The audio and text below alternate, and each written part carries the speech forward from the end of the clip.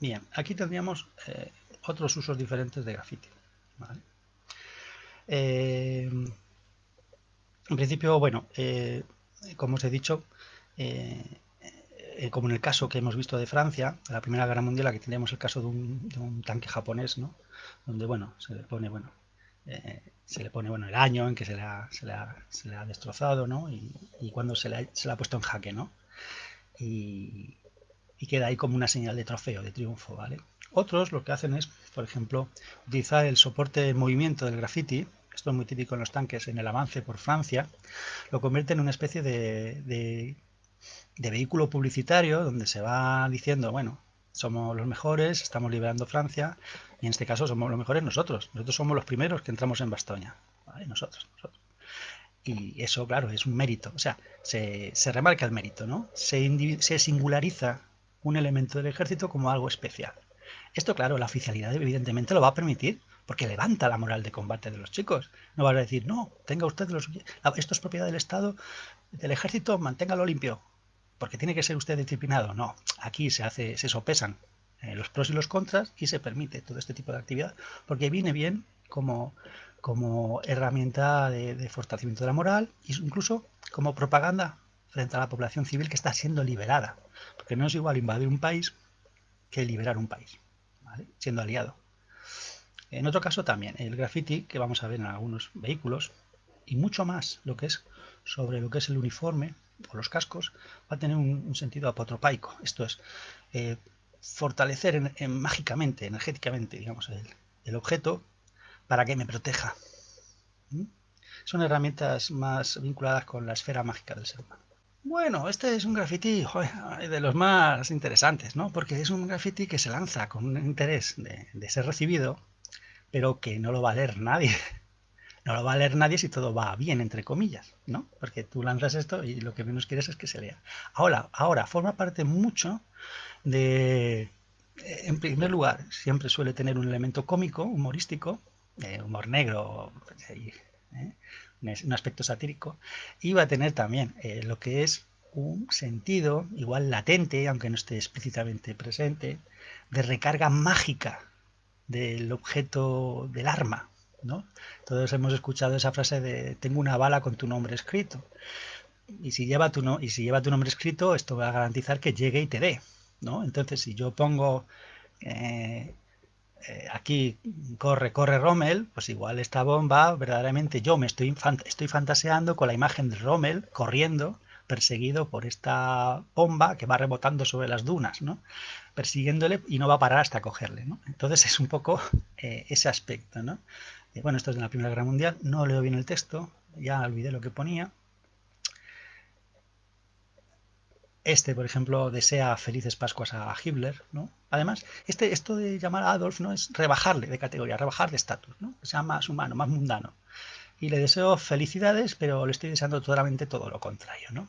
Y aquí, por ejemplo, los alemanes le envían un puro habano extra para Churchill, ¿no? Que se lo fume, ¿no? Pues ahí estamos. Ah, y esto es muy interesante porque ves cómo se va también desarrollando, veis aquí, otro tipo de tipografías. Esto es una letra hueca que es muy interesante, que no es tan habitual en este tipo de grafitis. Y bueno, aquí tenemos una especie también de letra más cuidada, y eso depende mucho del autor. Simplemente es muy ilustrativo ver estas imágenes con los protagonistas. Si ya vemos aquí a una serie de paracaidistas sonriendo, vemos ya que el tono y la intención de este tipo de grafitis es sobre todo hacia ellos, ¿no? Liberarles de tensiones, se van a enfrentar a la muerte, o sea, van a acabar detrás de las líneas enemigas, pues tenemos que hacer todo lo posible, bueno, para que los momentos previos sean los más llevaderos posibles. Esto es muy interesante, ¿no? Además, hay como un cambio de pulso, ¿no? Ahora son estos en las vísperas, ¿no? Del desembarco en Normandía. Entonces, ahora nos toca a nosotros llevar la voz cantante, ¿no? A los aliados. Entonces dicen eso, ¿no? El canal os paró, pero a nosotros no, ¿no? Es nuestro turno ahora, ¿no? Se ve que va de buen rollito, ¿no?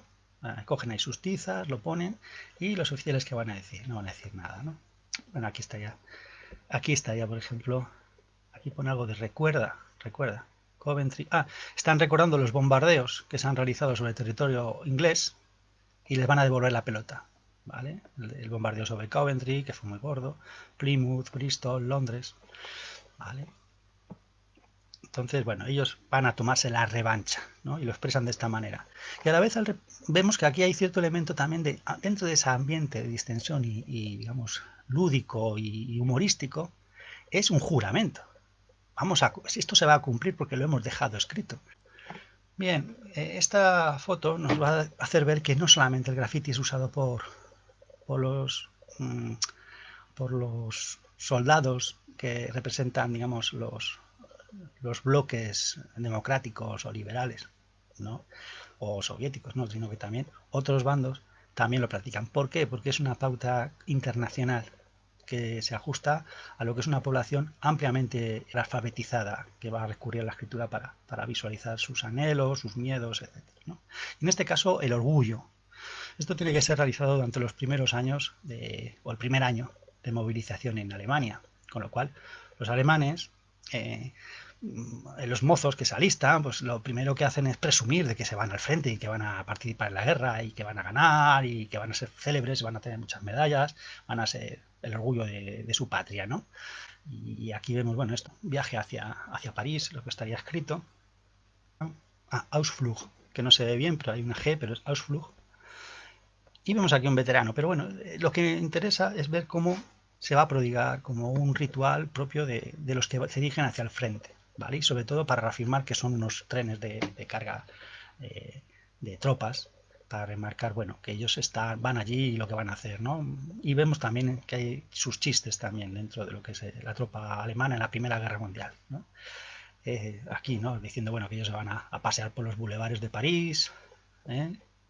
Aquí, bueno, remarcando el origen, nosotros somos los que venimos de Múnich, evidentemente los de Múnich son los mejores desde su perspectiva, a través de Metz y vamos hacia París, etcétera. Y bueno, ver todo ese elemento festivo típico de los primeros momentos de la guerra, que no van a ser semejantes al espíritu un poquito más temeroso, sobre todo en la parte que huele la derrota, y como hemos visto, aludido un poquito antes, ¿no? Fijaros aquí, hay cierto, aunque los medios sean precarios, se trata de cuidar la caligrafía. Y si vemos, evidentemente, aquí hay un uso de la caligrafía de reafirmación nacionalista a través de un estilo gótico, que se asocia con el espíritu alemán, ¿vale? O la cultura alemana. Entonces, vemos que hay un interés a veces estético en que queden las cosas bien, porque lo bien hecho bien parece y bien representa a quien lo hace, ¿vale? Entonces, el estilo a veces es muy, muy interesante.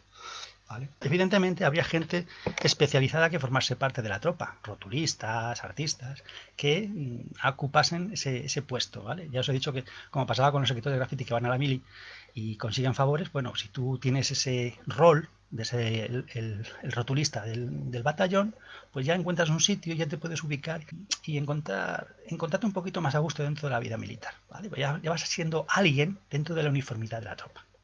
¿Vale? Aquí vemos, por ejemplo, esto ya es para ver también esa la actividad dentro de la tropa americana, ¿vale? En el mismo contexto de la Primera Guerra Mundial.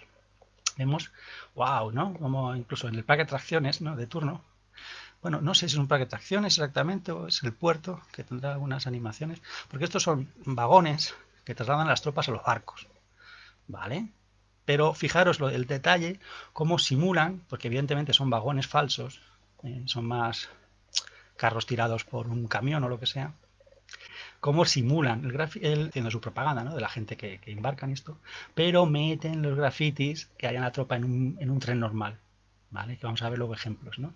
Aquí de vuelta desde Berlín, vete al infierno Kaiser, cuando se come, esto de cuando se come son frases muy típicas del graffiti militar, el militar en guerra sobre todo. Quizás cuando no es de guerra se dice cuando comemos bien, pero bueno. Bien, entonces vemos aquí esto, ¿no? Vete al infierno o vete al diablo, Kaiser, que son también maldiciones con un sentido mágico, quizás, pero también para alentar la moral, ¿no? Nosotros somos fuertes y lo vamos a conseguir. Ya si Dios está con nosotros y encima el diablo está también, pues lo vamos a conseguir. Pero ved ese aspecto informal de los chavales, ¿veis cómo? Que evidentemente sintoniza muy bien con lo que es el uso del graffiti como medio de expresión. Vale, no es gente estirada. Pensad que muchos de estos chavales vienen del mundo estudiantil y el mundo estudiantil tiene también sus pautas grafiteras. Entonces no están haciendo algo muy diferente. incluso están predispuestos a hacer graffiti sobre los trenes precisamente porque ya lo hacen en sus colegios, ¿eh? En sus colegios, en sus tabernas, etcétera, ¿no? ¿Vale? Porque forma parte también de la actividad estudiantil, de las fraternidades, etcétera, hacer a veces sus gamberradas, haciendo unas pintadas, etcétera, ¿no? ¿Vale?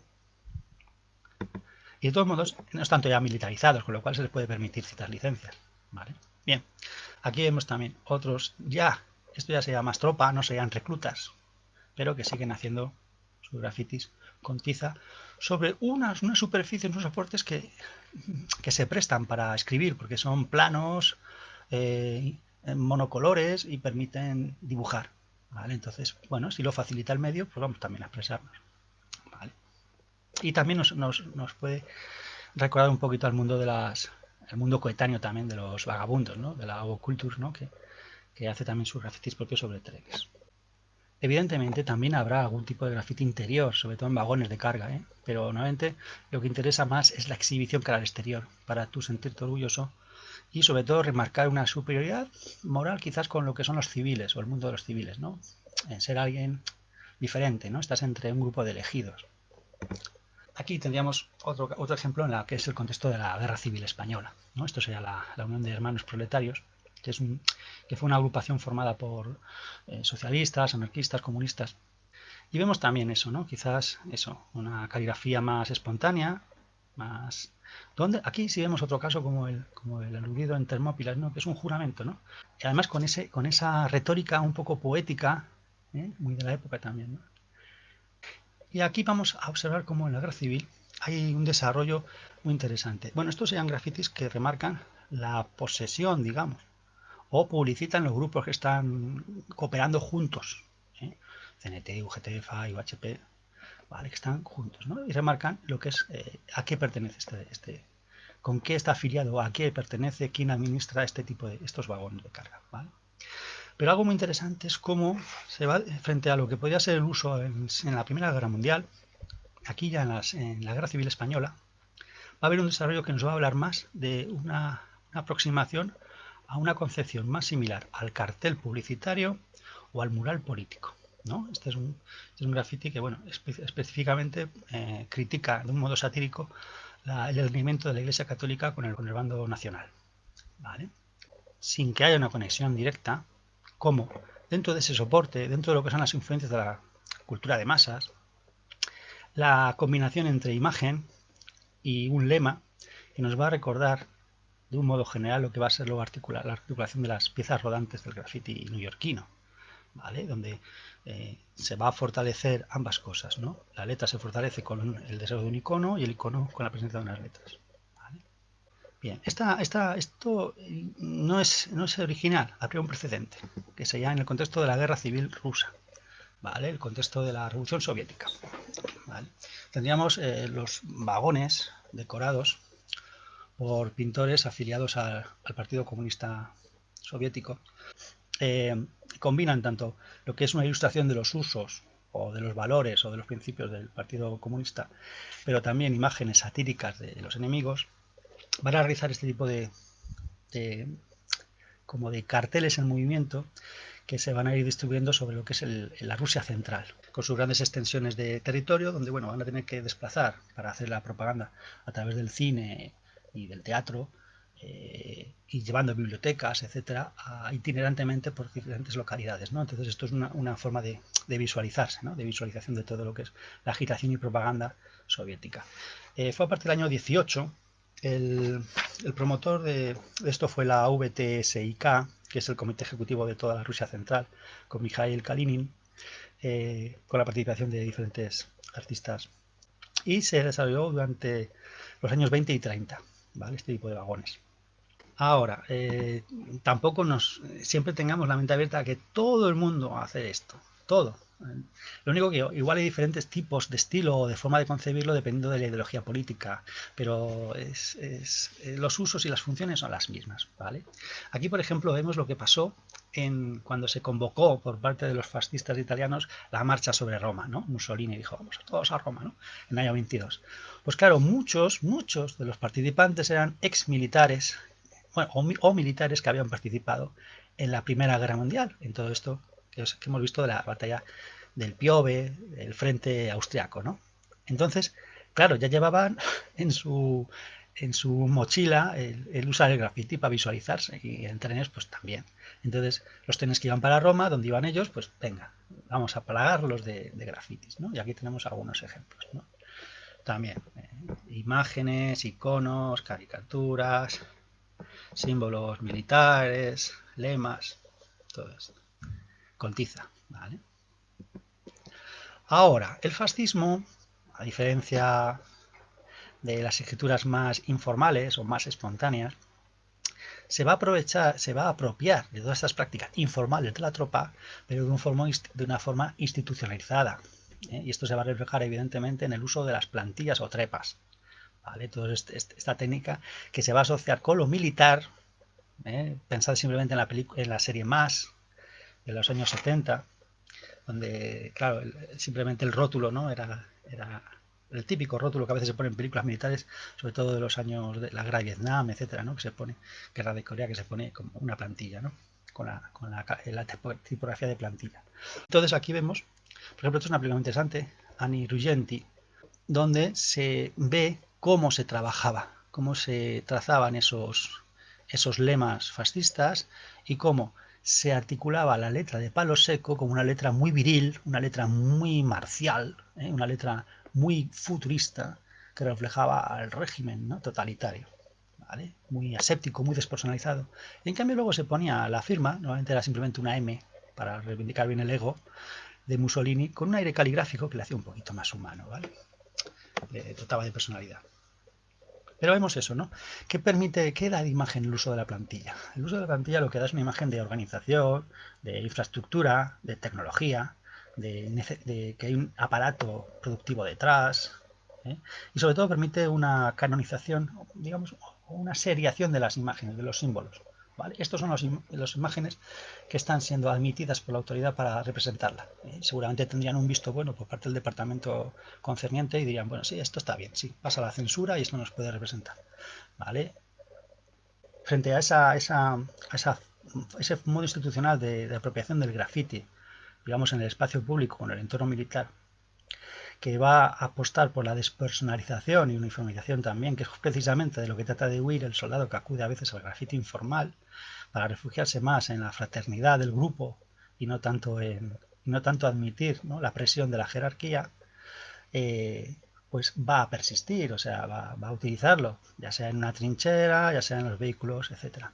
Ahora, como vemos, es una juventud ilustrada, una juventud educada, pero educada a veces a través de la escuela, pero también a través de la cultura de masas, a través de la cultura difusa. Y algo muy interesante de esa influencia es a través de la que se produce a través, evidentemente, en esta época de la Primera Guerra Mundial, a través de la prensa, ¿vale? Es esa combinación de la caricatura con la escritura, ¿vale? Lo que también da de sí en el cómic, ¿no? Entonces, y que es también una constante del graffiti. El graffiti es caricatura y escritura, ¿vale? Tanto en la latinalia, pues tienes esos dos elementos.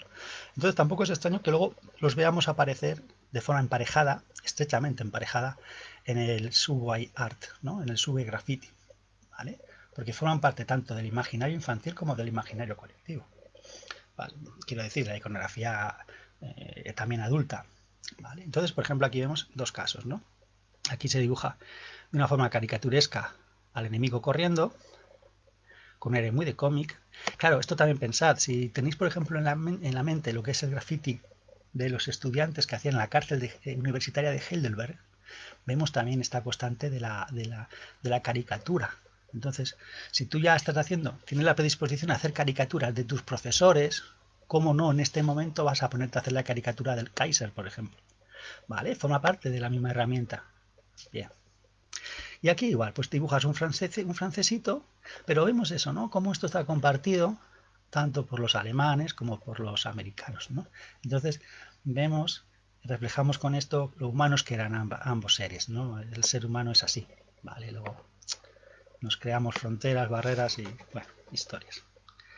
Entonces, interesante, ¿no? Ver también esa aparición a veces del talento en la argumentación. Porque eso está bien cierto, ¿no? Y aquí lo vemos expresado. Hay niveles de talento, ¿vale? Hay niveles de saber hacer. Ahora, evidentemente, tú a tu enemigo le vas a dibujar feo aunque sepas pintar muy bien, ¿vale? Entonces igual hay una intencionalidad migratoria, no es tanto una torpeza. También, como os he dicho, el que sabe dibujar va a encontrar aquí un hueco para ser notorio dentro de la comunidad del batallón. Imaginad también eso en el contexto de una subcultura o de una pandilla. Vale, pues yo que dibujo bien me hago notorio haciendo graffiti. Entonces, a partir de ahí, en un proceso igual de expansión, de familiaridad, de accesibilidad a esos recursos de la escritura y del dibujo, pues hasta los que hacen eso no pasan de ser unos bichos raros o dos o tres a ser una comunidad.